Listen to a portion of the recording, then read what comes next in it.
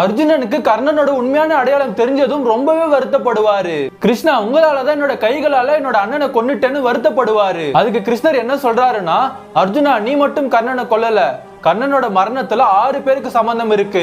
முதலாவதா பரசுராமர், நீ கத்துக்கிட்ட பிரம்மாஸ்திர வித்தை உனக்கு தேவைப்படும் போது பயன்படாதுன்னு சாபம் கொடுத்துருவாரு. இரண்டாவதா ஒரு முனிவரோட பசுங்கன்று கர்ணனோட தேர் சக்கரத்துல சிக்கி இறந்துடும். அதனால அந்த முனிவர் போர்க்களத்துல உன்னோட தேர் சக்கரம் பள்ளத்துல சிக்கிக்கும்னு சாபம் கொடுத்துருவாரு. மூன்றாவதா இந்திரன் கர்ணனோட கவச குண்டலத்தை தானமா கேட்டு வாங்கிடுவாரு. நாலாவதா குந்தி தேவி கர்ணன் கிட்ட நீ ஒரு தடவை தான் நாகாஸ்திரத்தை அர்ஜுனன் மேல பயன்படுத்தணும், அர்ஜுனனை தவிர நீ மத்த 4 பேரையும் கொல்லக்கூடாது வாக்கு வாங்கிடுவாங்க.